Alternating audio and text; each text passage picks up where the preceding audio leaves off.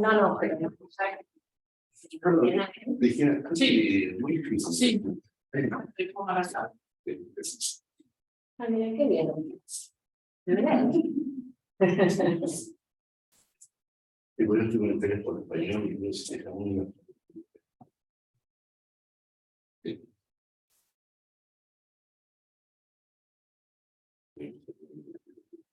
Sí.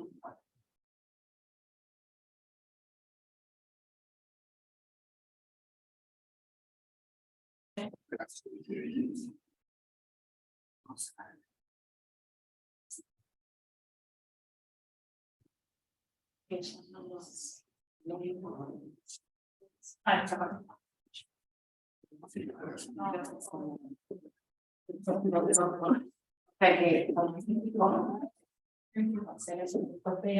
bien.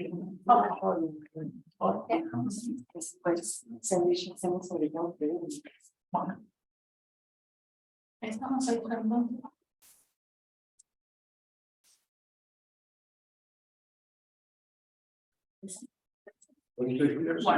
Bueno, muy buenos días a todas y a todos. Un gusto enorme recibirles. Mi nombre es María Cristina Ruiz del Perrier, trabajo acá en la Facultad Latinoamericana de Ciencias Sociales, pero ante todo también soy parte de un grupo de investigación de la UBA, del Instituto de Investigaciones Gino Germán, con quienes compartimos con mis colegas. Y como cada año queremos regalarnos hacia el final del ciclo lectivo en las actividades de investigación y docencia. Bueno, la presencia nada más ni nada menos que de Jorge Alemán, que en esta oportunidad post-pandemia tenemos la suerte y la fortuna de tenerlo en presencia. Así que bueno, bienvenidas y bienvenidos al 7º Congreso Estado de Políticas Públicas que organizamos desde el área del mismo nombre. Le voy a dar la palabra a María Beatriz Greco entonces para introducir el diálogo y la conversación. Muy breve, sí, de verdad que es un gusto, Jorge. El gusto mío. Reanudar el diálogo que tuvimos 2020, 2021, pantalla mediana, es un clásico del Congreso. Y bueno, qué decirles de Jorge, ¿no? Creo que no necesita presentación, pero solo para subrayar algunas cuestiones. Jorge es psicoanalista, es ensayista, es poeta, escribe entre continentes y entre España, donde reside hace 46 años. Una cifra. Una cifra. No puede dejar ninguna duda.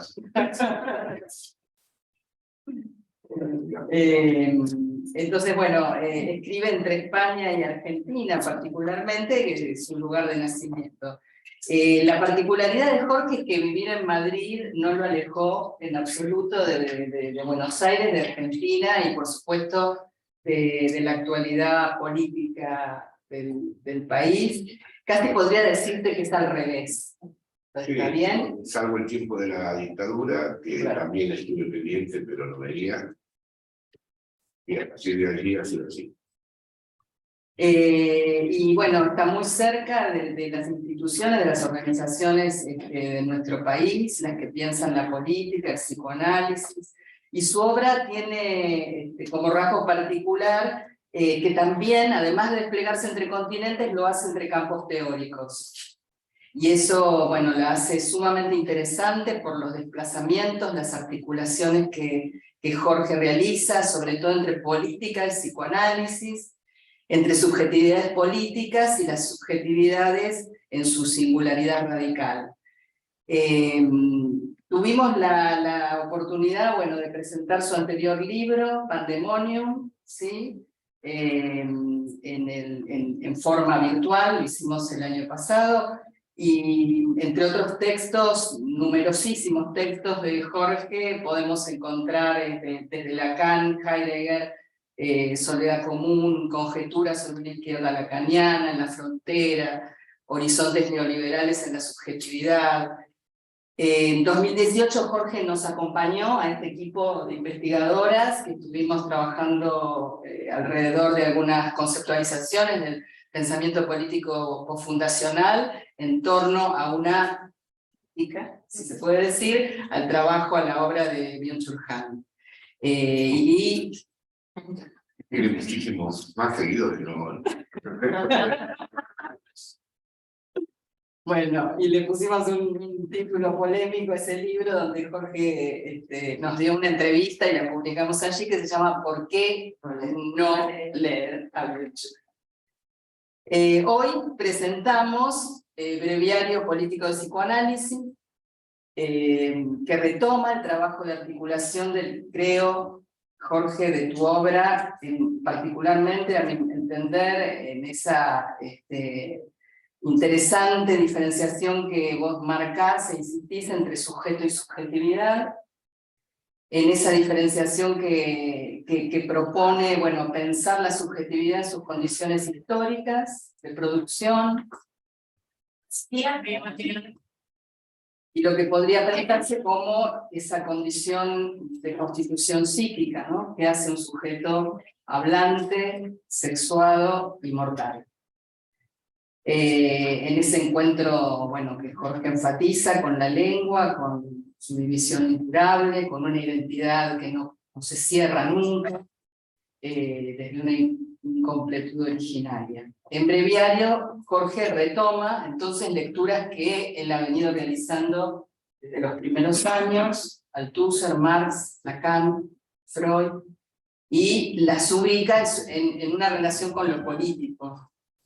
Lo político en psicoanálisis, tal vez la psicoanalítico en lo político, no sé. Bueno, esa articulación que es muy fecunda y que vos sobre todo trabajás en Soledad Común, por lo menos lo que venimos conversando en el equipo, es una muy interesante articulación que nos permite pensar tal vez en qué punto el sujeto, si querés que empecemos por ahí, si no, empecemos por donde vos querés, pero en qué punto este sujeto psicoanalítico que vos venís indagando y pensando en la obra de Freud, Lacan, se vincula y se distingue del sujeto político, y si podemos pensar al sujeto del inconsciente, el sujeto dividido como, en cierta manera, como una condición de prácticas emancipatorias. ¿Qué vínculo hay ahí y cómo lo inscribimos en la actualidad? ¿Puedo sumar una pregunta anterior? Aprovechando que vamos a comentar su más reciente libro, preguntarte, Jorge, motivaciones e intenciones de este libro en particular. Claro, yo agrego a eso, tenía también como, porque me parecía divertido, nuestra primera conversación tuvo que ver con Byung-Chul Han, porque venía haciendo una crítica bastante sistemática a las publicaciones de Byung-Chul Han. No fue entendida la ironía del paréntesis, porque no. Claro, en general la gente lee directamente, ¿por qué no leer? Ahora lleno de grandes seguidores de Chul Han, dicen, porque ustedes dicen que no hay que leerlo. Entienden el paréntesis, ¿no? Encima el último de Chul Han, que yo lo veo en mi hija, dice, se llama Capitalismo y Pulsión de Muerte, parece extraído de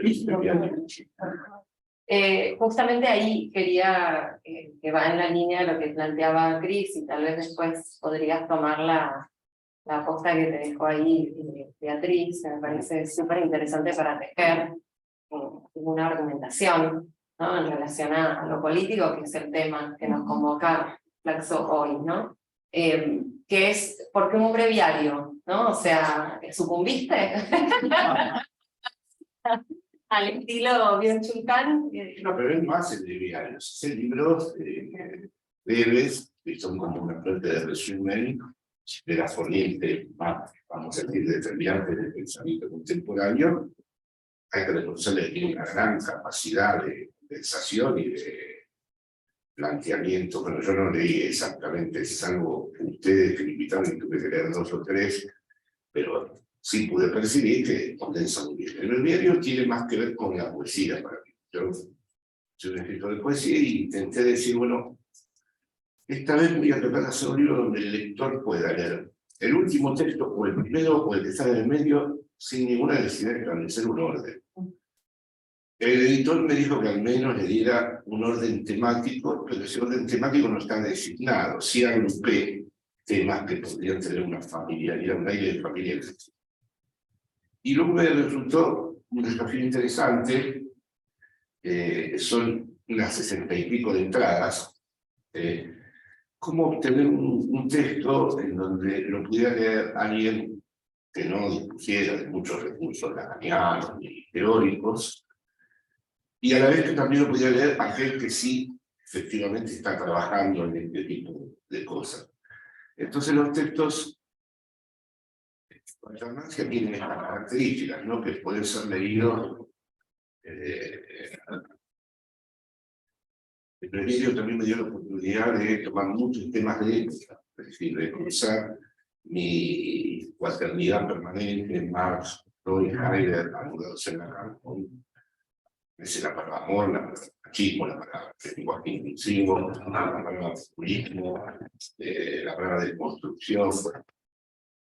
Y el lector puede, digamos, coger cualquiera de esos términos azarosamente, ¿no? Y si tienen ustedes flotando un espíritu orwelliano, en el sentido de que el lector decide dónde puede comenzar o no comenzar el texto. Y después, además, hay un comienzo donde digo hilos, que es la introducción, porque en efecto de los trabajos anteriores tiro del hilo, es decir, he tratado de reconocerme como era lógico en el camino ya trazado, pero he tratado de añadir siempre una vuelta de tuerca, un nuevo giro, algo que la propia actualidad me impone como reconocer como un nuevo ámbito teórico, problemático, político, ideológico, y desde ahí, entonces, si bien las armazones contemporáneas están presentes, algunas de ellas las fuerzo para que se conecten con lo que siempre me interesa, que es, bueno, un libro abierto a las corrientes turbulentas que atraviesan la época.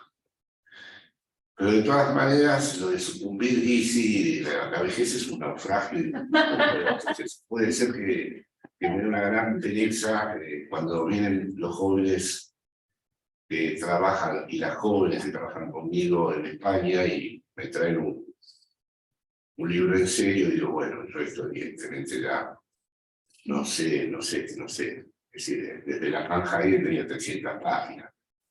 Y siempre me veo con mi amigo con el que lo escribí, y nosotros ya no estamos para esto. Así que puede haber algo de vida, no sé. Yo planteo un matiz, porque me parece que entre la gran obra y la escritura aforística, digamos, puede haber un montón de tonos que valoren justamente una discontinuidad y una especie de cartografía que intenta dar un mapa conceptual, digamos, de claves para pensar lo actual, pero que tampoco trata de hacer un glosario, ¿no? Como para dar cuenta de una sistematización de la totalidad.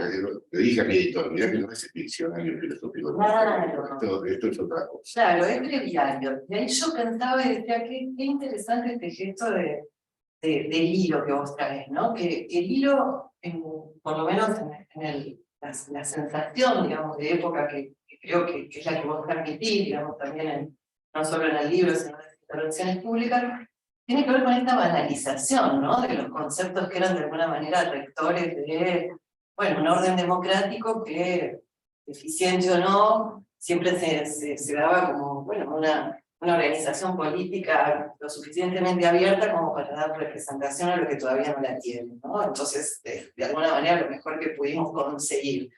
Entonces, desvanizado de sus conceptos más fundacionales, digamos, e importantes, se corre este riesgo que para nosotros también es una especie de batalla y muy importante, de decir, bueno, no por renunciar, digamos, a que esos conceptos pivotean sobre un fundamento único, que siempre se resitúe, digamos, en un paisaje moderno, que entonces lo actual sea la melancolía, digamos, de esas referencias perdidas, no tenga una potencia práctica, ética y política fuerte a la hora de pensar lo actual, ¿no?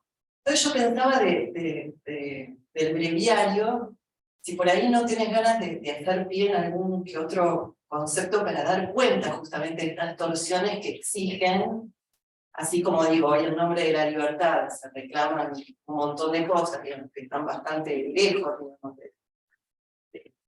del horizonte, digamos, y de la forma del mundo, ¿no? En la cual la libertad básicamente, bueno, permitió abrir un orden de derechos. Hoy está el servicio justamente de horadarlo. Entonces, bueno, ¿cuáles fueron así las torsiones conceptuales que para vos hicieron árbol, digamos, ahí, en esto de exigir que el hilardo de alguna manera se tenga que volver a manejar? Porque ya se nos dio vuelta el hilo, ¿no? Entonces, no hay hebra más aguja. El hilo cuando se abre demasiado no hay manera de tejer. Una parte yo quise hacer un libro de batalla, ¿no? Consideraba que los anteriores, los últimos tres, capitalismo, crimen perfecto de emancipación, pandemonio e ideología, que ahora va a salir en inglés y en ruso, constituyen una trilogía y podrían lograr una historia en el mismo libro. Ahí sería el libro, que no se sucumbe, porque serían tres tomos reunidos, porque tienen una continuidad y un modo de retomar cada uno de los desarrollos. Este es más de batalla porque antes la compañía de la experiencia de los países, pero temas, el feminismo, la izquierda, qué es la izquierda, el psicoanálisis, la democracia, en fin, que se discuten, que están en la agenda diaria, en el orden del día, y bueno, doy la cara en cada uno de esos temas, tratando de establecer mi posición con respecto a los mismos.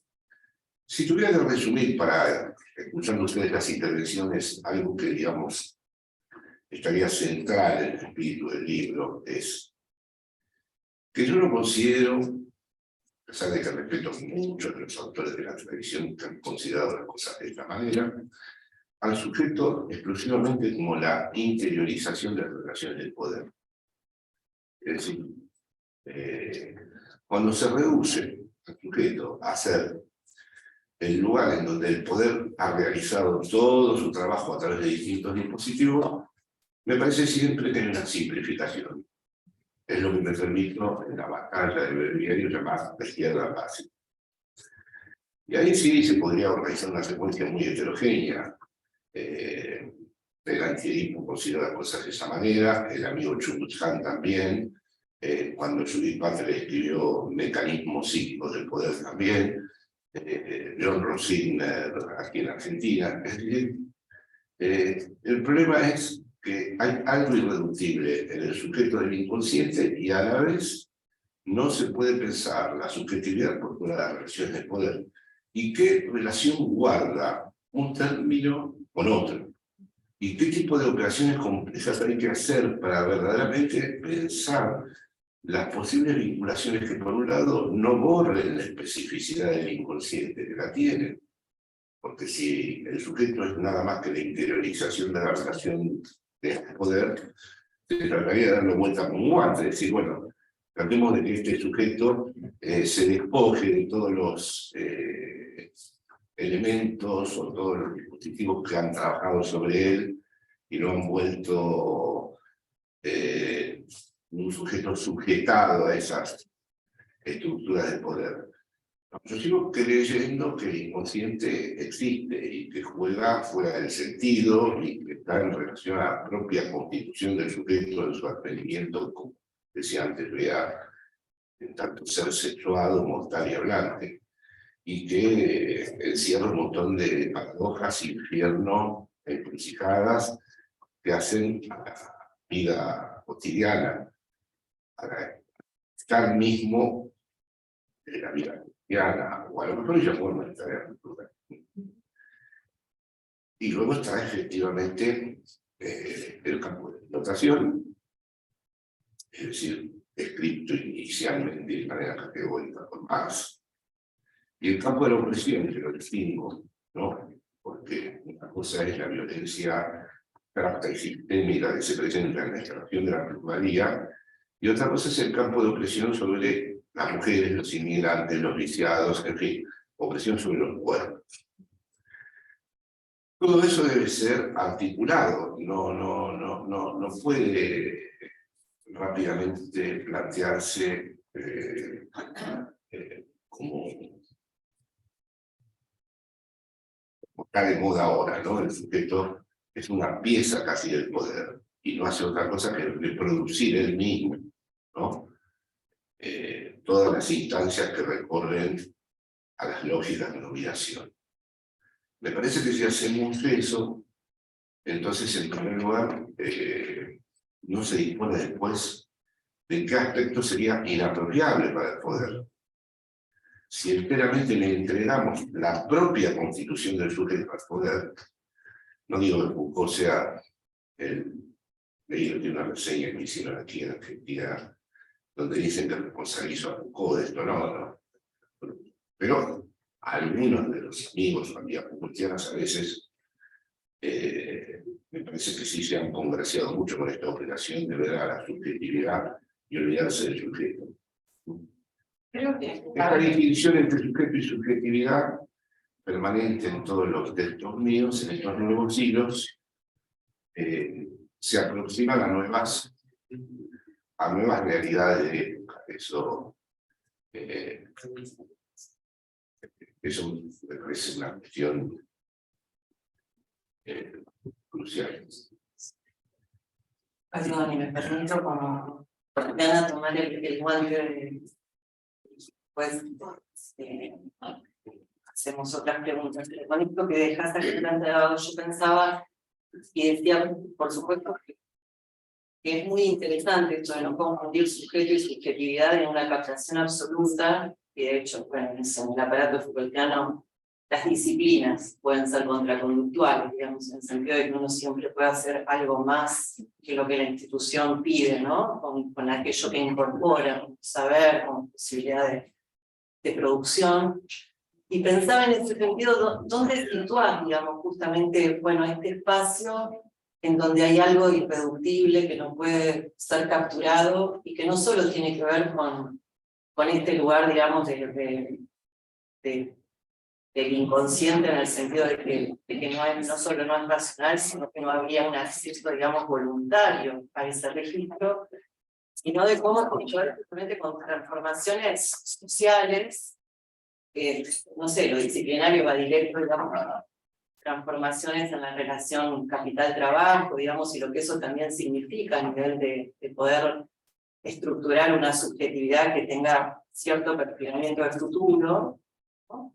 Y también a nivel de esto que vos trabajaste mucho en Soledad Común, e insistí siempre, y estoy completamente de acuerdo, y hasta diría que también se sale de la perspectiva Foucaultiana, pero eso no es interesante discutirlo en este momento, que es el tema de cómo lo individual justamente es capaz de producir relación, vinculamiento, o sea, de cómo justamente, bueno, poner a jugar todos estos aparatos diferenciales, digamos, o estas nuevas estrategias, digamos, del sujeto en una lógica que no sea la de la liberación individual, sino la de una emancipación que se puede efectivamente en otro modo de vida, ¿no? Que involucra a los otros. Eso, de cuáles son los espacios en donde esta irreductibilidad efectivamente podría encontrar vías de resistencia. Bueno, sí, pero eso ya es un problema político, valor, pero, Claro. por ejemplo,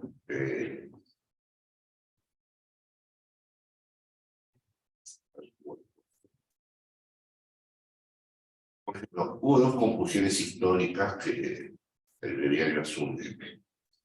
Confundir la represión inconsciente constitutiva del sujeto, la famosa Ferrari prediana, con la represión social.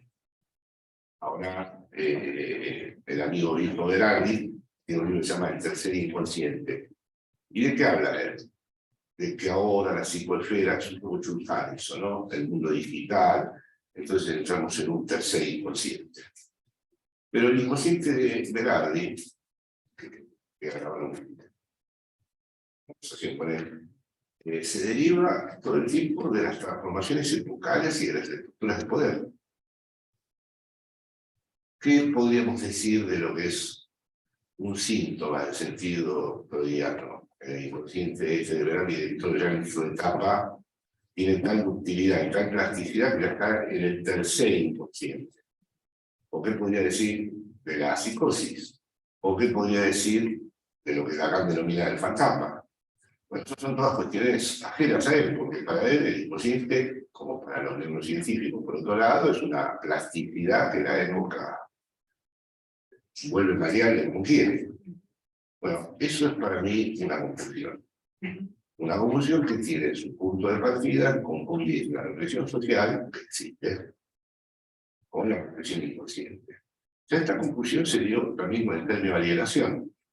Una cosa es que de Lacan, que el sujeto surge o emerge siempre alienado al campo significante, y otra cosa es la alienación de la que habló Marx, en el sentido de la pertenencia a un sistema de relaciones sociales en donde efectivamente el trabajo es alienado o es enajenado. Son dos categorías que no se pueden superponer porque semánticamente parecen tener una cierta familiaridad. Luego sí podríamos pensar que cosas del inconsciente, en el sentido estricto de psicoanalítica, el neoliberalismo se vale de las mismas. Porque lo que sí es cierto, y lo desarrollo en el diario, es que la represión del poder, o los dispositivos de dominación, opresión, o lo que podamos llamar, no funcionarían si finalmente, en última instancia, los sujetos no estuvieran atravesados de manera fallida por su relación con la realidad. Si la realidad no estuviera mal hecha, si el sujeto no estuviera fracturado, no habría tanta eficacia con el poder. Entonces, ahí hay una relación muy sutil, porque por un lado estoy diciendo que no se deben confundir, pero por otro lado hay que admitir que la eficacia que tienen los dispositivos de poder lo tienen por la fragilidad constitutiva misma de los sujetos. Un ejemplo que puedo dar es, supongamos, todos los estudiosos del neoliberalismo han hablado de las exigencias de los imperativos de rendimiento, de cómo, y esto no sucede solo en los sectores, la fórmula del empresario de sí mismo, de raíz voltiana, no está nada quienes quieren una empresa, la idea de que uno se debe dar todo el tiempo un valor y ser un puro valor de cambio y automaximizarse todo el tiempo y obtener cada vez más valor, afecta de manera transversal a todo el tejido social, ¿no? Y eso provoca más individualismo. Sí, evidentemente. Y no colabora con lo colectivo. No, pero esto funciona gracias a que los dispositivos del poder han tomado una instancia que sí pertenece al aparato psíquico, que es el superior. Entonces ahí tenemos un ejemplo que no va tan rápido de pensar, el sujeto entonces es la interiorización de las relaciones del poder. No, ha tomado una instancia que yo ya había descrito, como marcada en la escritura, en donde el sujeto se ve impelido, compelido, compulsado a tener una relación con instancia que siempre le exige más allá de sus posibilidades. Y ahora resulta que el neoliberalismo, entre otras cosas, se destaca por ser un régimen que pone a todo el mundo por encima de sus posibilidades. Y no solamente lo pone por encima de sus posibilidades, sino que cualquier fallo se lo adjudica al sujeto. Lo intenta volver culpable de su propia... Si ha cerrado el hospital público, si él ya no tiene lugar para su vida, si él ya no puede organizar nada que esté en su vida, él Es el responsable. el responsable. Entonces ahí sí tendríamos, por ejemplo, un caso en donde se podría pensar posibles articulaciones entre una formación histórica del capital, porque al fin y al cabo el neoliberalismo es una formación histórica del capital, y un elemento del aparato psíquico. Pero yendo muy despacio, ¿no? Porque esto no se puede generalizar, es decir, en cambio hay sujetos que, con respecto a esa instancia supersónica, la logran sortear, perteneciendo a sectores que están en situaciones de máxima vulnerabilidad e hiperexplotados, sin embargo, no se dejan atrapar del todo logran sortear esto, no quedan subsumidos en esos imperativos de rendimiento. Entonces, de nuevo vuelve a ver la lógica del caso por caso, que es uno de los grandes aportes del psicoanálisis, ¿no? De que nunca se puede establecer una totalidad, ¿no? Es decir, en cada caso que aparece hay un descompletamiento, nunca puede haber algo que permita decir esto pasa de esta manera y para todos, ¿no? Bueno, estos son como ejemplos que podrían... Entonces, un poco la diferencia entre el sujeto... No, la diferencia entre sujeto y subjetividad es para mí el paso entre una izquierda fácil, un poco irónico, y una izquierda difícil. Si la izquierda tiene en este tiempo histórico que le ha tocado, que es dificilísimo, porque que ser de izquierda se ha vuelto verdaderamente un problema, tiene que ser difícil. Y para ser difícil tiene que, según mi juicio, contemplar esta imposibilidad de recubrir los dos términos entre sujeto y subjetividad. Soledad comunicativa de eso, mis dos puntos en distintas operaciones teóricas van en esa dirección, y es por ejemplo, Berardi, en su corriente deleuziana, habla del tercer inconsciente como si hubiera desaparecido el inconsciente de la represión de Freud. Los síntomas desaparecieron. Las neurosis no desaparecieron, los que se suicidan no desaparecieron, los que están en una relación donde se hacen matar no desaparecieron, los que matan en una relación tampoco desaparecieron. Los que matan en una relación, se debe leer eso exclusivamente de una corriente social, debido a la cuestión de la dominación heteropatriarcal y heteronormativa. No, eso es todo el tiempo de la humanidad. Ya se sigue aprendiendo a decir que No, pero podríamos decir que sí. Podríamos decir que sí, efectivamente, hay una incidencia enorme de eso. Pero no podríamos, por otro lado, dejar de descuidarnos con respecto a qué, ¿no? El otro día aquí en Argentina una señora mató con un revólver a su hijo de 5 años, ¿no? No, pero eso pasa también, papá. Digo aquí porque justo lo vi aquí, ¿no? Pero después está lo que es el trayecto simbólico de esa historia de este sujeto que lo ha llevado a ese pasaje a gasto. Entonces, Jorge, quiero hacerte una pregunta, tal vez para continuar esto que ya estás como sí. introduciendo con creces, que es el psicoanálisis, ¿no? De construcción, sí.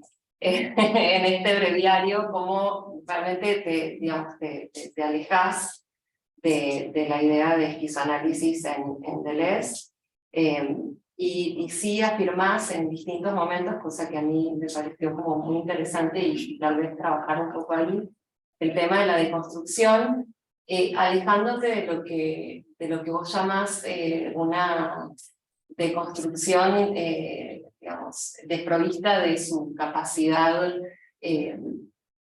si se quiere, hipercrítica, que vos decís que es esta deconstrucción o deconstruirse como se está hoy, desde una conciencia progre, decís, bueno, ahí lo dice así, un nuevo capítulo de la conciencia progresista, dice no progre, pero sí me interesaba un poco en las estrategias que vos usás un poco para encontrar tu lugar en los debates actuales sobre el lugar, digamos, del sujeto y de alguna manera las interpretaciones posibles de los procesos de subjetivación frente al poder. Mi pregunta va en este sentido, si querés contar un poco esta suerte de cotejo con estas dos tradiciones digamos, del posmodernismo, que son por un lado, digamos, el del psicoanálisis y la deconstrucción, ¿no? Bueno, yo considero al activismo un error grave. Apresurado, bajo la historia de Manuel 68, pero cualquier cosa, o sea, de entrada tengo que aclarar que considero a Deleuze un gran pensador y que muchos de sus libros son importantísimos. Lógica de sentido, repetición y inferencia, el Nietzsche de Deleuze. Pero el activismo es una ingenuidad, Sí, el inconsciente de Freud es un teatro, nosotros tenemos una fábrica. Es un traslado mecánico y voluntarista del Marx del Capital, leído de una manera en donde el resultado da deseos revolucionarios, atexis revolucionarias, donde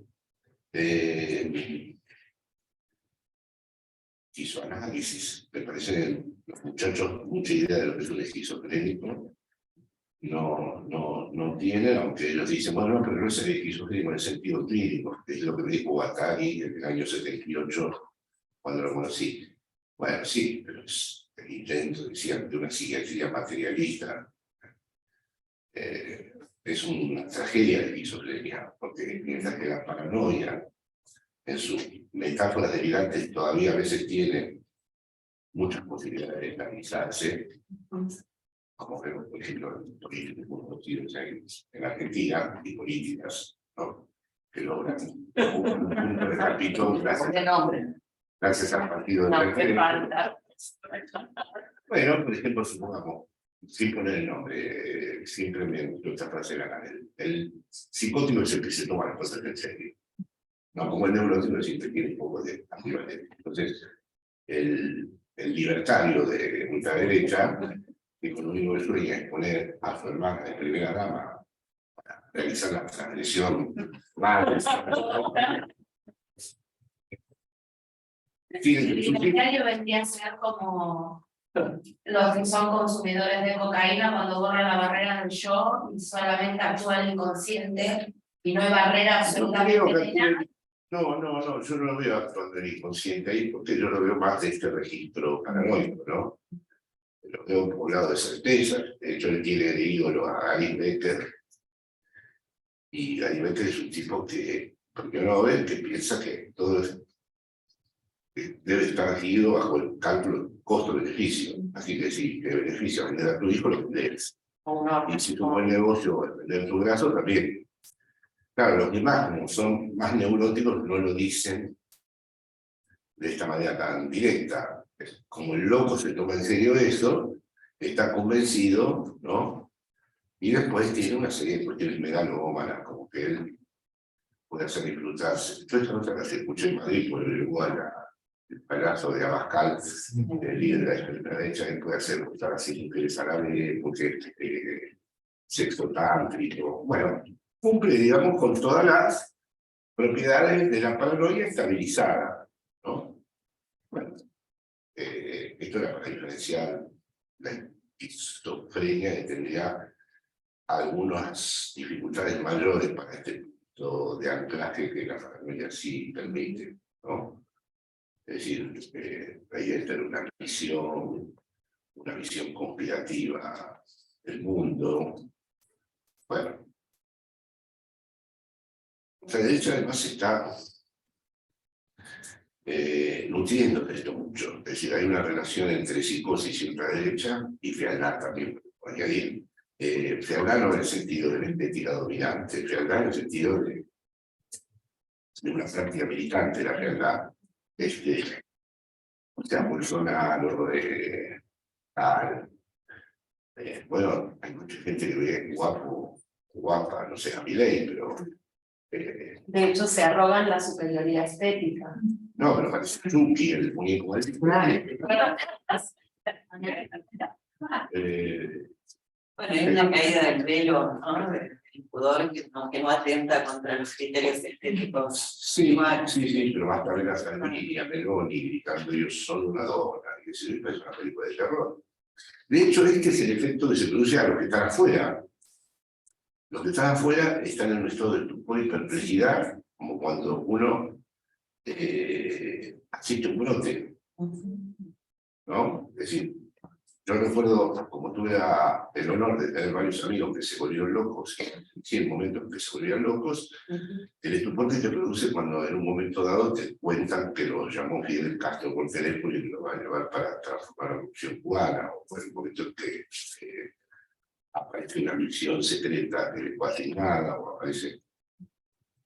También he conocido paranoicos en mi clínica y en la vida, que tiene la ventaja de esconder el delirio, no decirlo en cualquier lado, protegerse, es muy ventajoso. Escribí un trabajo hace unos años en una psicosis paranoica se llamaba La invención de un paréntesis, poner ese paréntesis en tu delirio y no poner el juego en los lazos. Pero bueno, volviendo a la pregunta que me ha hecho.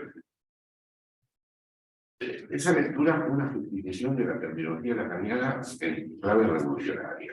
Entonces, el psicoanálisis da lugar a un revolucionario que arte territorializado, el deseo no tiene nada que ver con ninguna falta, ni con ninguna adicción incurable, es una potencia, eso es también Spinoza. Bueno, para mí es toda una confusión que ha dado lugar, además, a, por ejemplo, Berardi, y a toda esa corriente que habla todo el tipo de potencia. Yo no creo seriamente que se pueda transformar nada que no tenga en cuenta primero la imposibilidad, primero el obstáculo, primero lo que no puede transformarse. Y a raíz de ahí pensamos la transformación. Si tuviera que resumir brutalmente en qué consiste la izquierda lacaniana es, todo está primero en el obstáculo, todo está primero en la desviación, nunca en la línea recta. Todo está no en la potencia, todo está en lo imposible. Y después, gracias a saber hacer algo por lo imposible, es que tal vez podamos, ¿no? Pero cuando ya se da por estipulado de entrada la potencia, va a terminar mal, ¿no? Porque es un modo, Tony Lane me dijo una vez, no, la mancanza es triste, no, es decir, es negar una cosa, hay una especie de omnipotencia en el adquirido. Y bueno, además por eso después Pispo está todo el día deprimido, el otro se suicidó, pues claro, la vida te desmiente esta idea de que la vida es potencia, y que tu lugar en esta vida es encontrar que esa potencia se exprese y persevere en todas sus posibilidades. Pero la vida es distinto, siempre lo he respetado mucho. Además de que me impresionó muchísimo la primera vez que lo escuché como jugador, las observaciones que siempre ha hecho sobre los pensadores van en una dirección muy distinta. Jamás le cambió una terminología. Por el antiedipo es una violenta transformación de la terminología de la calidad en la terminología. El deseo ahora resulta que es deseo revolucionario. Y si no, joder, es deseo revolucionario. Y el psicoanálisis es el psicoanálisis. Y así siguen ahora, este muchacho Berardi, el tercer inconsciente. Fue el de Freud, después fue el de Deleuze y ahora es el de él. Y ya ni dice una palabra de qué verdaderamente sería inconsciente. En cambio, Derrida es un pensador en donde, como él mismo dice, ellos se desconstruye. Quiere decir que él no le pone una crítica a lo que está leyendo, sino que busca en lo impensado de lo que está leyendo y en lo no dicho, de lo que se está pudiendo leer, un nuevo campo de interrogación del texto e incluso una nueva conclusión del texto. Y eso lo he respetado mucho siempre porque he encontrado en realidad lecturas de Freud, y especialmente de Heidegger. Creo que es el gran lector de Heidegger, tiene una lupa de Derrida para leerlo. Esto además me ha llevado a decir este término de construirte viejo, o te tenés que deconstruir, claro, es una generalización que era simpática, pero me parece que se inserta muy rápido en esa especie de crítica de costumbres que se generaliza, porque no es tan sencillo, no es una orden ni una imputación al otro. La deconstrucción, por empezar, empieza por uno mismo. No le puedo recomendar a nadie, porque además no sé qué podría, ¿no? Y eso se aproxima mucho al psicoanálisis, porque el psicoanálisis no se critica. El psicoanálisis uno lo escucha criticando. Si hay algo que no soporta uno, que lo criticaría de manera terrible, no lo admite el análisis. Si hay algo que presenta un sujeto a una consulta que no es aceptable, no debe ser admitido. Si viene alguien que es racista, o que presenta posiciones que son inadmisibles, uno no lo debe aceptar. A partir de ahí, escucha. Y escuchar el inconsciente no es tendrías que haber, o vos deberías saber, o no. Es decir, ahí se bloquea todo. Entonces se muestra que claramente no es del mismo. Es decir, si un sujeto dice que en un análisis que por cobardía no se atrevió a responderle al jefe, no lo escucha, no dice, pero es un cobarde.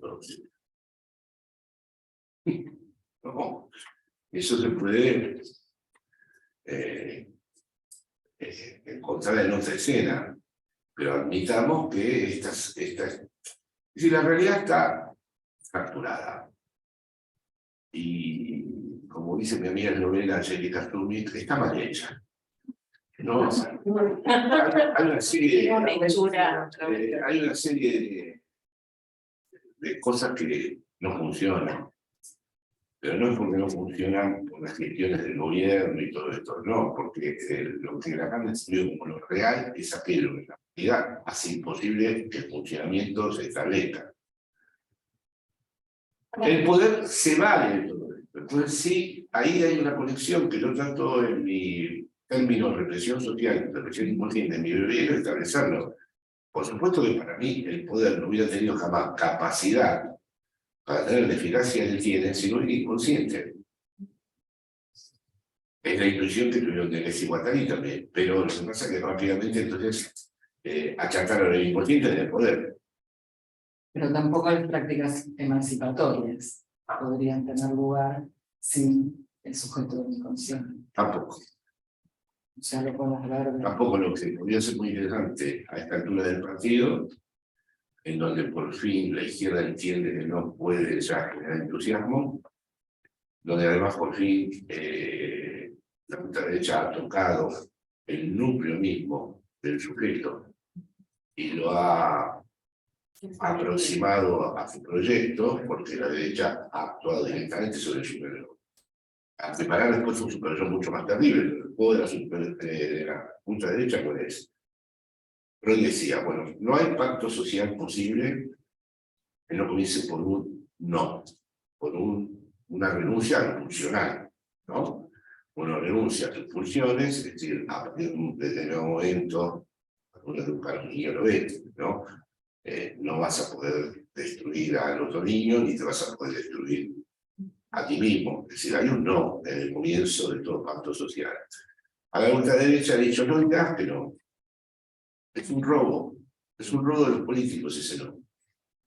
Sí que tocan exactamente el punto en donde se constituye el caso social y juegan a que seas incómodo. Uno tiene que decir, no, deberías decir que no. Sin este no, nos vamos, lo que va a venir después, lo que se te va a pedir a cambio es directamente tu vida, te la van a destruir. No, nosotros, dice la presidenta de la Comunidad de Madrid, que además ahora político de acusar de peronista al gobierno de Sánchez, fíjate lo que mueve. Oye, explícame qué es esto del peronismo. Estaban acostumbrados a ser llamados Castro bolivarianos, todo eso, pero esto de peronismo, de la luz, ¿no? Pero está buena. Está bien pensado, la luz es rica, es muy linda. Está bien pensado porque tiene muchas resonancias oscuras en España. Entonces dice, este gobierno peronista, la cara de Sánchez fue. Todo es un despropósito, pues también el otro día en el encuentro entre el líder de la ultraderecha, Abascal, y Milei, Abascal comenzó con pero con una importancia, con un gran homenaje a Primo de Rivera, gran fascista histórico de España. Pero Primo de Rivera imaginaba un Estado nacional sindicalista. Su proyecto era sindicalizar definitivamente el Estado, ¿no? Y bueno, se le hizo todos los honores porque no deja de ser un fascista muy importante. A continuación lo miré que iba a destruir los sindicatos, y Abascal decía que sí. Estaba destruyendo a su propio líder. No, es que no tiene ninguna importancia nada, porque lo que define es el odio a la izquierda, a los progres, al LGTBI, al feminismo, es decir, no importa qué apoyan ellos en definitiva apoyan a los ricos. Y van a sacar en todos los lugares donde gobiernan le sacan los impuestos a los ricos. Así que ya no importa, porque era para decir, escuchá una cosa, vos estás hablando del primo de Rivera, que directamente en ese sí, y el otro era un fascista auténtico, estaba con medio como mussoliniano, ¿no? La amazonesa de nación, sindicato, Estado, ¿no? Y el otro salió el churderío, que además se me habían preguntado, ¿qué es el churderío? Vamos a ganar al churderío que somos productivamente superiores. La mirada de los españoles, bueno, pero esto era como una cosa que muestra que el no. Por ejemplo, Freud, que era un conservador, decía, la civilización pide un no. Y es verdad, que si una civilización te pide el no, después tendrá que cumplir. Si no cumple con todo lo que es básico en la vida, merece ser destruida, yo siempre, siendo un conservador. Pero si usted lee el Manual de la Cultura, dice, si una sociedad que te ha hecho renunciar a tus funciones, luego no cumple, merece destruirse. Ahora, acá han tocado el núcleo mismo de la sociedad, porque dicen, no digas que no, porque ese no es mentira, es un robo de los políticos. Eso va al bolsillo de ellos. Pero Son sí, todos. además es totalmente contradictorio, porque ellos están haciendo política. ¿Cómo? Que además es totalmente contradictorio, porque ellos mismos están haciendo política. Entonces no sé cuál es la identificación de política que hacen. Porque todos hacemos política. No, pero ellos están haciendo una política donde no hay pasado, y no hay histórico, y hay todo el tiempo reclutar eso que hace que, por ejemplo, leyes laborales son importantísimas para la izquierda, pero también hay miles de pibas y pibes que no tienen, que trabajan en negro y ya se olvidaron de las leyes laborales. Y ellos les hablan a ellos. Sí, sí, por supuesto están haciendo política, pero bajo unas condiciones en donde se transgreden todas las... La derecha clásica no lo podía hacer. La derecha clásica no hubiera podido decir, no, bueno, a ver, si hay una restricción energética no se puede decir que no. En este sentido, Jorge, o sea, con la importancia tan fuerte que está teniendo esta apelación a discursos de odio, qué sé yo, nuestro trabajo nosotros lo estuvimos tematizando también como un dispositivo, no solo a nivel de curso, digamos, sino que bueno, nada, que involucra un montón de focos de experiencia más allá de lo discursivo. Y vos en tu análisis, que me parece que aporta, digamos, como una perspectiva novedosa a esto que está circulando, que es como que hay una especie de retorno a República de Weimar, ¿no? O sea, Feynman dijo eso, de hecho, antes de morir, digamos, o sea, como que bueno, hay un retorno, digamos, fascista, y en tu caracterización justamente de este no, digamos, que permite el paso al acto en una instantaneidad sin pasado y sin futuro, básicamente, vos decís, ojo, porque no son derechas que se reclamen de un legado histórico de derecha, tampoco se reconocen como ultraderecha, Tampoco, sí. o sea, y salvo, no sé, el caso de Meloni, que yo sí la voy a reivindicar, digamos, o sea, Sí, pero no, que no había dicho lo de Mussolini, y es un poco la película de la madrista, ¿eh? ¿Cómo caracterizar este fenómeno? No es una agenda, ninguna ultraderecha. El sector de la Argentina no ha caracterizado en ultraderecha a Juntos por el Cambio. Claro. Juntos por el Cambio ha organizado plenamente y sin fisuras la agenda de ultraderecha, hasta tal punto que ha habido un intento de magnicidio, y si ahora uno le propone un pacto para no matarse, que es lo que habría que ahora hacer. Bueno, no vamos a tener el mismo plan económico, ni el mismo rumbo político, ni la misma concepción del Estado, pero podríamos pactar no matarnos, ¿no? No lo han aceptado. Y es gravísimo. Ahora, Jorge, aparte de qué es lo que está movilizando esta derecha, esta ultraderecha, que es muy interesante cómo lo vinculas a Super-Yo y a los imperativos estos que están ahí alojados, digamos, para de alguna manera ser capitalizados. La pregunta es, ¿por qué la eficacia, no? O sea, ¿cómo esto vuelve y de alguna manera, desde una izquierda reflexiva, qué nos queda hacer, ¿no? O sea, ¿cuál es la actitud? Porque digamos, entenderlo está muy bien, y de alguna manera poder anclarlo en una comprensión más profunda también. Y sin embargo, queda ahí la pregunta por el fracaso bueno, de los proyectos, ¿no? Es que vamos a tener que vivir un tiempo histórico muy difícil, porque si no se toma en serio la fórmula de Lacan del 72, de que hubo una forclusión del amor, Sí.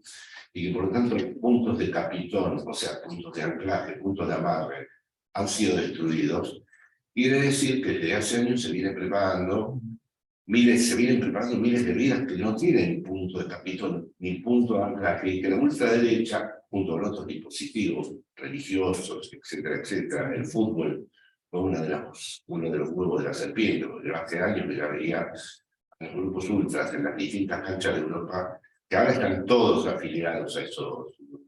Entonces, si no funciona ese punto de capitón, era muy grave el anuncio. No usó la palabra represión acá, usó la palabra formación y dijo, estos puntos de capitón quedan expulsados. Pero ¿cómo que se hace caso? ¿No? Entonces, yo creo, voy a entrar en una cosa que es irrecomendable. Lo que se le va a poner al odio no es el amor, es la angustia. Es decir, como no sea angustia de izquierda de verdad, angustia quiere decir entender qué posición tiene con respecto a su deseo y al deseo del otro. Y si no entra primero, Lacan tiene una definición enigmática pero muy interesante, ¿no? El acto, la sentencia del acto procede de la angustia. Bueno, es que no es que se va a volver con el amor o con la alegría. Tiene que entender que está en un momento de absoluta pérdida de fundamentos. Como Heidegger explicaba en Ser y Tiempo la angustia, cuando el sujeto se asuma a mismo que está justificado, que su existencia no está justificada. Un problema que dijera que da por hecho que existe. ¿Por qué sabemos que existe el movimiento nacional y popular? ¿Estamos tan seguros de que exista todavía? ¿O estamos tan seguros de que exista la clase que va a lograr emanciparse de las exigencias del capitalismo?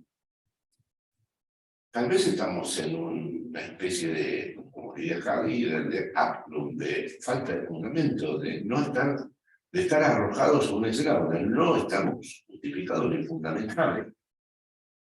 Y bueno, eso sería un poco angustiante, pero es más próximo a la verdad que después pueda surgir. Porque mientras yo siga creyendo que el pueblo está ahí y que simplemente no lo estamos satisfaciendo, pero que el pueblo está ahí, si le diéramos lo que quiere, nos iría bien. No sabemos si está ahí. Es más, no sabemos que si le damos lo que quiere, nos va a agradecer.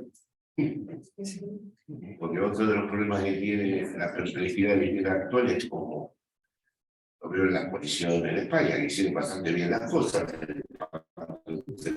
Podemos, el Partido Socialista, hay una gran ministra que lleva la estadía. Hicieron bastante bien, y no cuenta que no estamos en la época de la revolución, las cosas fueron bastante bien hechas en cuanto a las leyes de diversidad de género, feminismo, en cuanto incluso a las energías renovables. Ahora, no tienen ninguna certeza de que puedan ganar las elecciones. Frente a unos tipos que en el 2008 destruyeron todo, antes Rajoy destruyeron todo, y ya vieron lo que pasó en Estados Unidos con las elecciones de término medio. Es decir, ¿qué pasó con el Capitolio? Antes hubiera sido suficiente para decir, bueno, esto no. Y aquí han intentado matar a una vicepresidenta. Antes se hubiera venido abajo todo, hubiera dicho, bueno, eso no puede continuar, no se pasará. Y acá se corre el riesgo de que se esfume eso. Es que el lawfare está haciendo autofer, digamos. Como un fenómeno. Ahora seguimos, pero me gustaría dejarle lugar y darle voz a quienes nos siguen a distancia. Veamos que estás más cerca y sí, que veo cada vez menos. Buenos días, no conseguí el último libro de Jorge, pero estoy ansioso por leerlo. Tengo Patrimonio y Ideología. Interesante el diálogo de Jorge y Sergio, de su anterior libro Razón Fronteriza y Sujeto del Inconsciente. Un lector. En los diálogos con Eugenio Trías, ¿cómo pensar una razón, racionalidad fronteriza y descolonial en tiempos de complejidad, negatividad e incertidumbre epistémica? La dimensión psíquica, que también es social y política, exige, me parece, retomar aquella consideración cuyana de articular un inconsciente mestizo, popular y americano. Un múltiple anudamiento intersubjetivo que no decline las relaciones con la objetividad, como diría Adorno tras Benjamin, pero transformando las condiciones objetivas de existencia intersubjetivamente. ¿Cómo lo plantearían pensar a través del último aporte de Jorge? Bueno, le agradezco muchísimo las lecturas que son tan dedicadas, ¿no? Que han puesto esa atención y me siento siempre orgulloso de encontrar a alguien que se ha dedicado de esa manera. Yo creo que la pregunta de cómo hacer, qué hacer, la pregunta de Anita, qué hacer, es una pregunta imposible de eliminar, que sobrevenimos a todos, pero hay que darle a esta pregunta, me parece, la temporalidad que corresponde, no hay que precipitarse en la respuesta. Tiene que haber estos tres tiempos de los que habla Lacan, del instante de ver, del momento de comprender, y se precipita luego. La conclusión siempre se precipita. Y claro, todo el mundo va a decir, bueno, pero es que no hay tiempo. No hay tiempo, hay que resolverlo ya, hay que ganar el 23, o hay que ganar allá, o hay que... Sí, ese es el drama, no hay tiempo, pero yo creo que si no se extiende el mundo, también no se puede dejar de lado.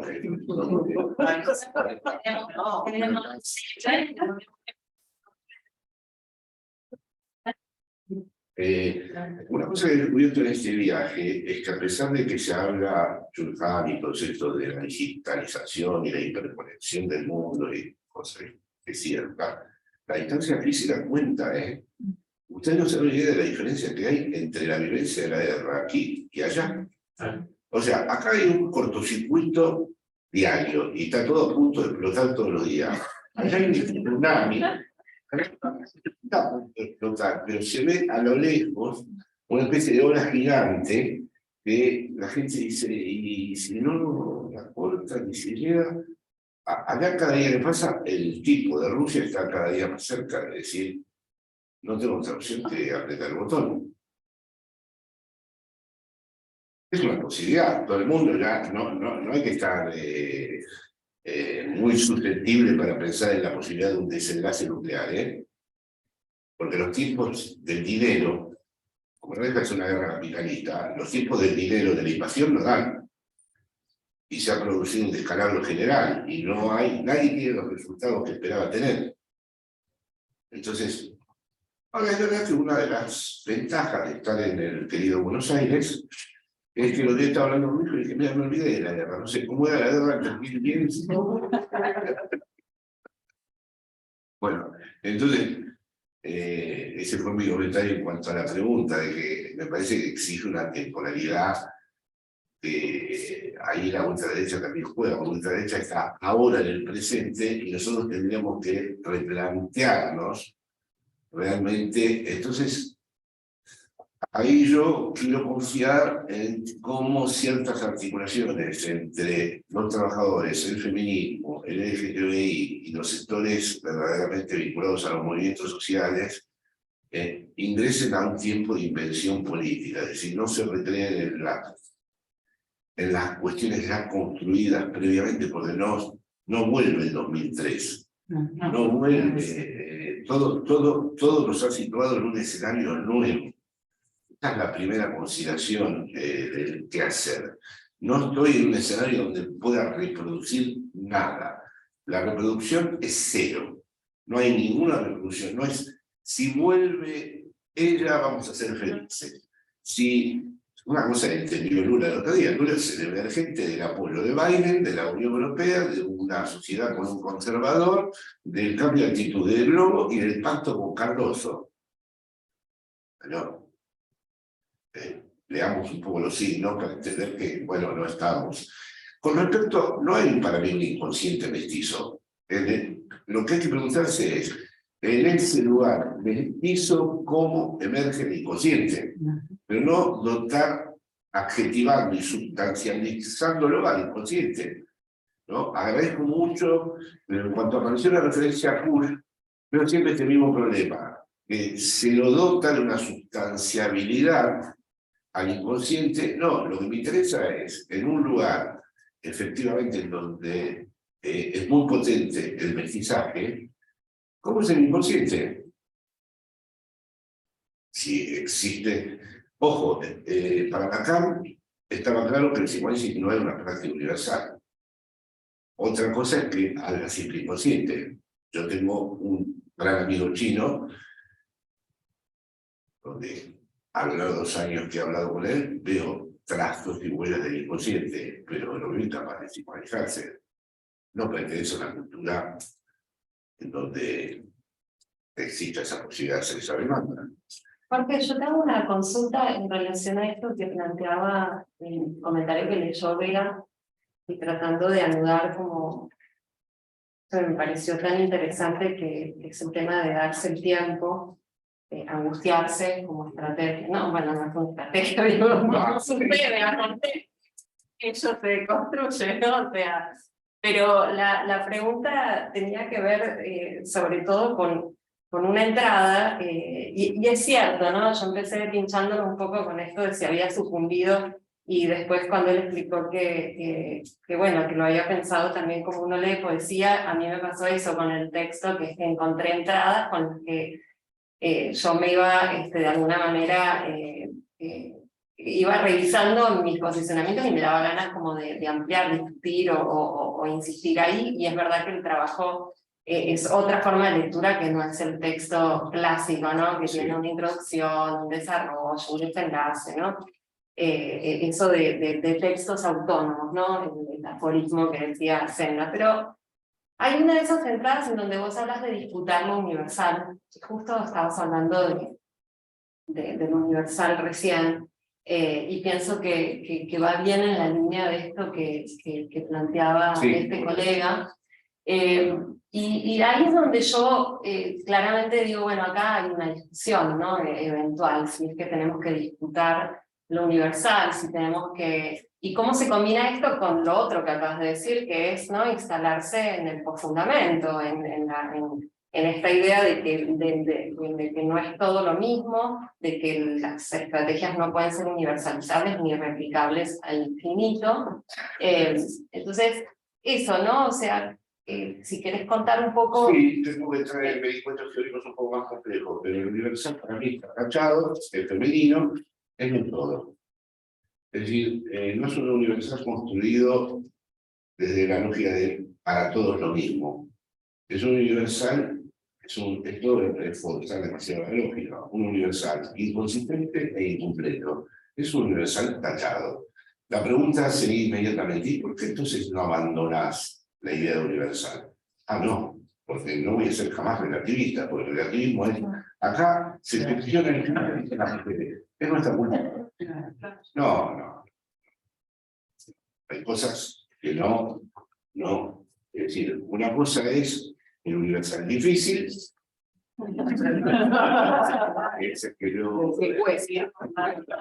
Y otra cosa es que me digan, mira, las cosas son así aquí.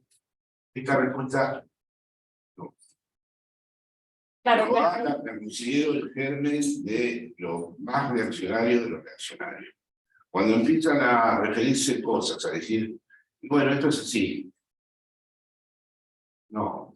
Además pivotea sobre otro universal, ese relativismo fácil, digo, o sea, que esto es así, o sea, que somos desde mi cultura, digo, es una querella sin salida. Sí, bueno, pero o sea, Jinping le acaba de decir el alemán tomó un poco de coraje por social de mujer y le dijo, tío, ustedes están matando a los musulmanes, si fueran, es una injerencia, dijo, y el alemán dijo, no, los derechos humanos son universales, Claro. Yo no estoy interviniendo sobre los asuntos internos de Chile. No, yo sigo pensando que sería una gran pérdida deshacernos del problema del universo. Aún Marx, Freud, Heidegger, Lacan han sido, vamos a decir, grandes problematizadores del universo, no antiuniversalistas, ¿no? Pero si no entramos en este relativismo, que uno te dice, bueno, los vascos somos así, el otro dice, bueno, en la Argentina es así, porque es nuestra cultura. Sí, bueno, no, me parece muy bien, pero todo eso puede ser discutido, ¿no? Media vez veremos entonces una más de Franco. En el último tiempito, en pandemia mediante, acuden a mi mente algunas ideas. Por un lado, un pensar anclado en la multihistoricidad situada, que a su vez se ancla en la multiplicidad de habla-lengua, de lenguajes y de una articulación de translingüisticidad, paralingüisticidad e interlingüisticidad, trayendo más acá la noción heideggeriana de triple caractericidad de la voz, de la conciencia ante las cosas. Qué difícil. Para él, así que para él.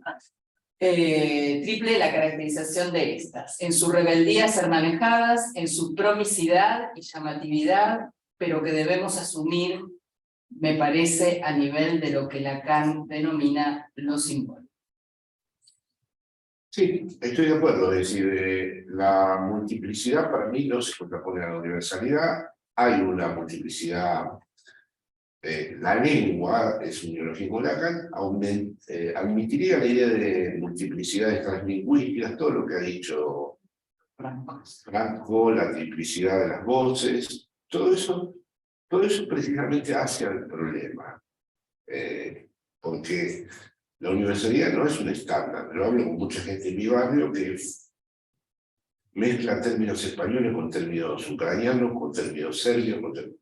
Bueno, te podría decir, no, mira, tratar de hablar el español que corresponde.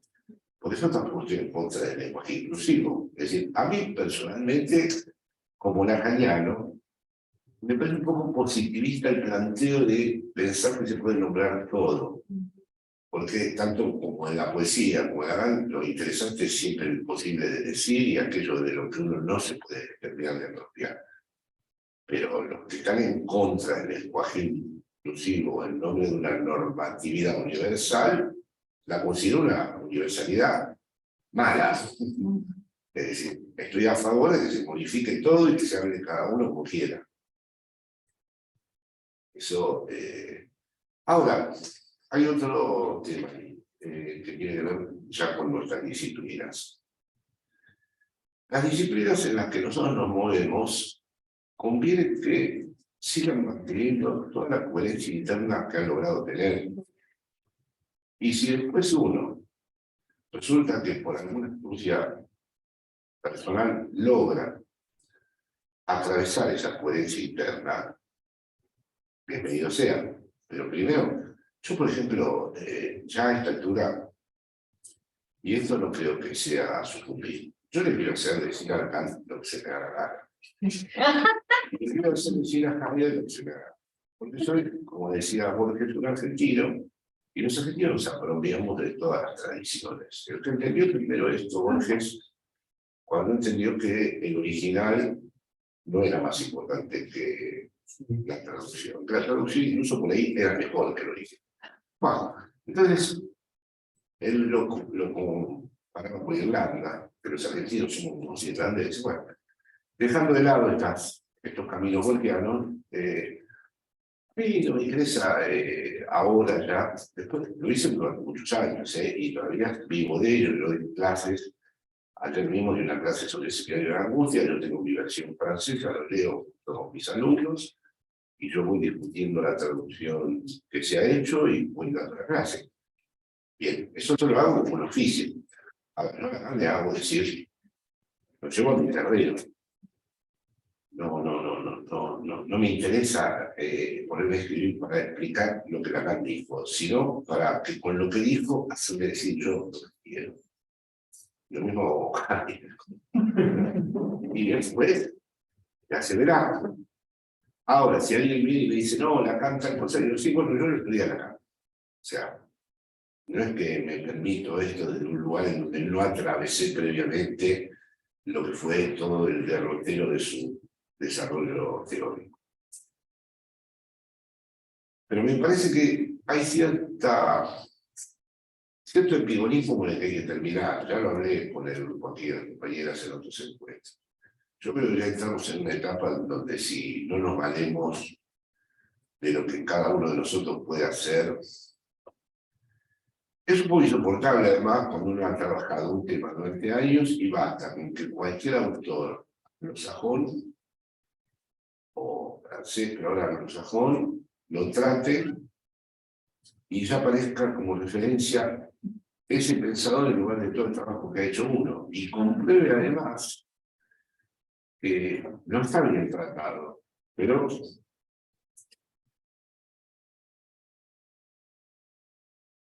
tal vez para, no sé, cerrar, porque ya nos quedan unos pocos minutos, pero hay una entrada que es muy linda, que es la del exilio. Cómo vos entendés el exilio como una estructura, ¿no? En realidad una estructura en sí, ¿no? De lo que nos constituye, esa suerte de privación de un origen, estar exiliados de nosotros mismos como forma de existir. Pero además a eso le montás la cuestión de los exilios y esto que contabas al principio, ¿no? 46 años, si no recuerdo mal, sí, viviendo fuera de la Argentina. Sabes que es la temática del extranjero y de las extranjerías siempre es mi tema de trabajo y de reflexión, y la verdad es que ahí pensaba en esto, ¿no? En esta búsqueda de una universalidad, ¿no? Cuestionada, fallida a priori, pero al mismo tiempo en este lugar que vos ocupás como intelectual, ¿no? En esta suerte de exilio que se mantuvo en el tiempo, ¿no? Que tuvo un sentido y que perduró, ¿no? Que produjo efectos. Y si puedes o querés, ¿no? Cerrar un poco, conecto, hay ¿no? varias cosas ahí, porque primero, para mí fue terrible en todos los aspectos, puede ser terrible haber tenido que ir. No tenía ningún interés en irme. No me hubiera ido nunca. No me reconozco cuando conozco personas que han decidido irse, las miran, no sé. No hubiera sido nunca que se hubieran ido de aquí por mi naturaleza, no. El necesito ir al mismo bar, que me conozcan, voy siempre al mismo. Es decir,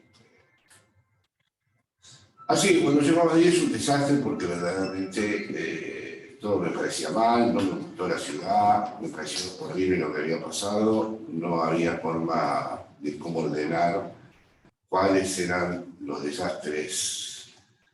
De la A a la Z había desastres, por las pérdidas, por los muertos, por las cosas que no piensa que se pudieran haber evitado y sucedieron. Bueno.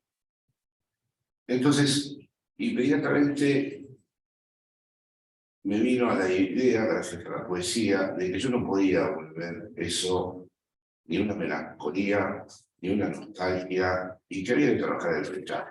De hecho, el libro de poemas de ahora se llama La obra del rechazo. Porque después de todo el exilio comunica de una manera muy viva con la idea del rechazo. Uno no puede dejar de sentir que al final lo más querido te ha expulsado, ¿no? Y además no vas a encontrar la manera de dejarlo de querer, aunque te haya expulsado. Y bueno, empecé a trabajar en esa idea que me llevó a un modo en donde eso me permitió también abordar España. No hay mucha literatura sobre el exilio en Argentina porque la tragedia de los desaparecidos y de los campos del exterminio y del exilio en general, a mí me parece que conocí muchas cosas del exilio que a veces pienso, las tenía de contar, porque fueron verdaderamente, en algunos aspectos, existencialmente sorprendentes. Nunca las vi referidas en ninguna novela ni en ninguna película y he estado atento a si aparecía algo.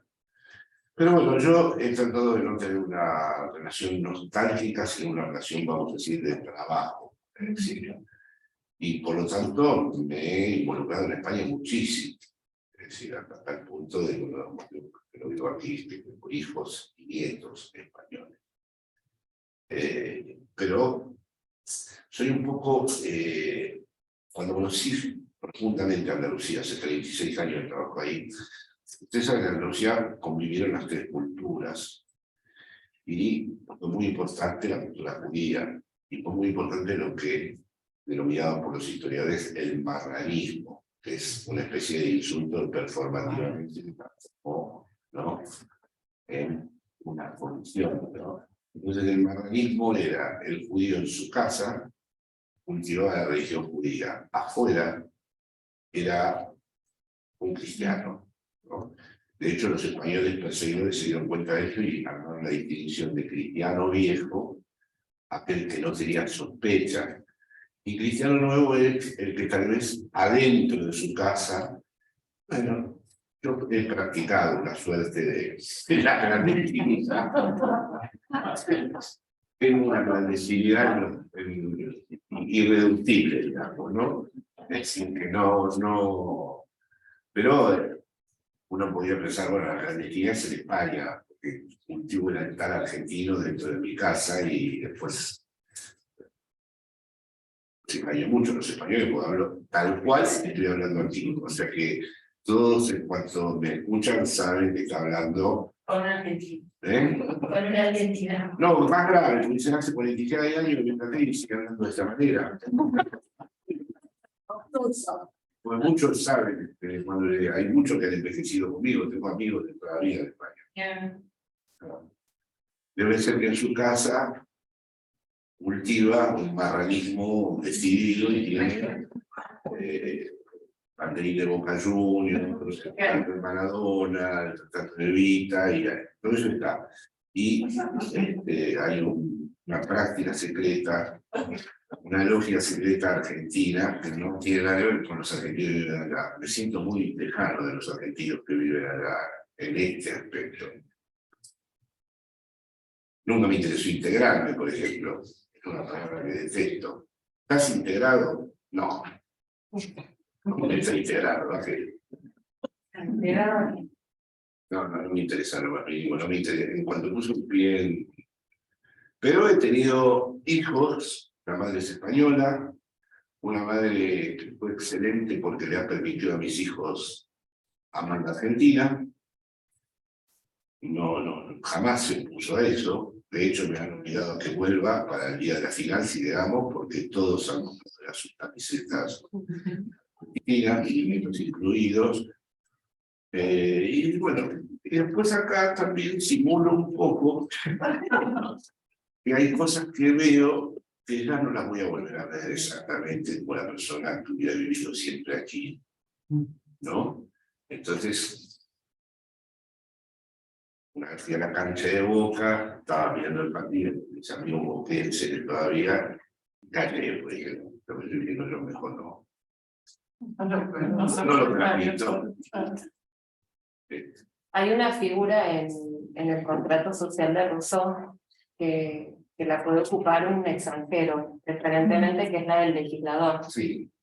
Y cuando te escuchaba pensaba un poco en eso, ¿no? En cómo has cumplido un rol intelectual, parte de las cuestiones asociadas a la filosofía y al psicoanálisis, como también te has vuelto un referente, ¿no? Para pensarnos políticamente en Argentina. Sí, pero siempre adentro y afuera, ¿no? Es decir, Pero he podido estar incluido, igual en España pasó lo mismo con Podemos, terminó pasando lo mismo con Milei y el campo freudiano, es decir, cuando pasó lo de Milei y la pelea, todos me dijeron, qué pena, después de tantos años, de haber sido la persona que prácticamente lo cofundó con él en España, ¿no?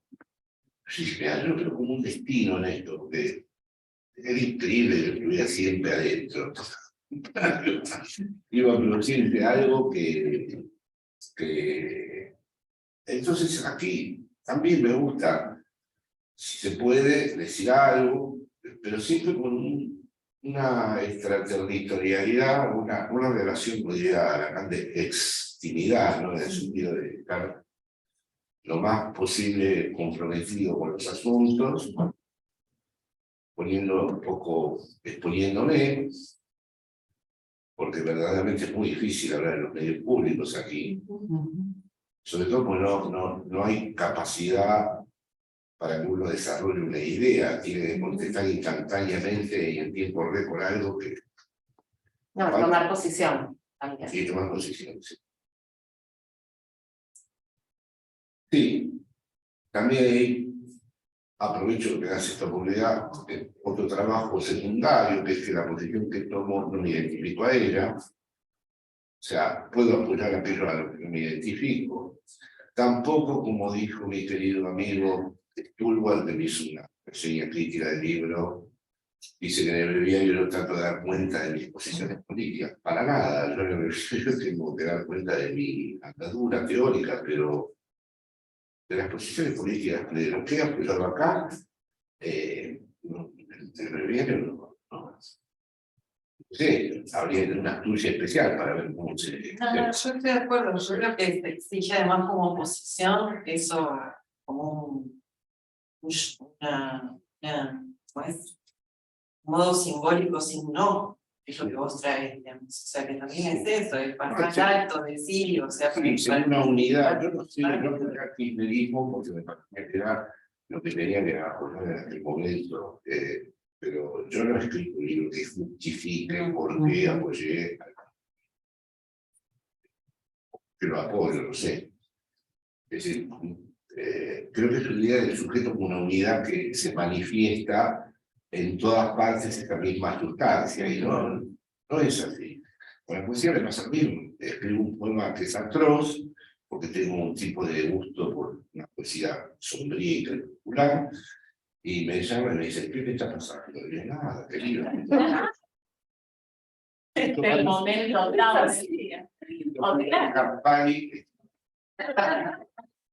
Saña cada noche y acabo de escribir esto, pero no tiene nada que ver, son cosas, son palabras que se combinan, ¿no? Eso es por ir a Malasaña. Vivo en el centro mismo de Malasaña, es mi barrio. El único que se parece a un barrio de aquí porque tenemos una vida vecinal. Bueno, gracias. Estamos ya sobre la hora, nos quedamos con ganas de muchísimo más. Tenía 2 preguntas, pero quisimos priorizar las intervenciones de ustedes, de acá de mis compañeras. Te mando un saludo afectuosísimo también Luciana Espinosa, que esta vez no pudo estar, que es parte de nuestro equipo, Sí. pero está de alguna u otra manera. Y bueno, agradecerles muy sinceramente a ustedes. Espero que, como siempre, Jorge está más allá de las expectativas iniciales, así que quedará para el año que viene, ya te comprometemos, Sí, Miriam. espero que Sin duda. Hay algunas dificultades para encontrarlo, pero ya va a estar lo vi, en materia de librerías. Es océano la editorial. Yo pasé por la librería 11 y lo tenía, y después fui a Corrientes, que infierno Corrientes. Destruyó la calle. Y Eso para los es especialista en instrucción. Bueno, Berlín se transformó en un emporio delirante de 4.000 personas en la cola. Estaba en la Librería Hernández. Seguramente va a estar más leyendo la Lo canción. imprimieron acá, o sea, un libro importado. Bueno, así que obligadísimos, tenemos tarea que leerlos quienes todavía no, porque se van a encontrar con un libro fantástico. Gracias, José, te aplaudo.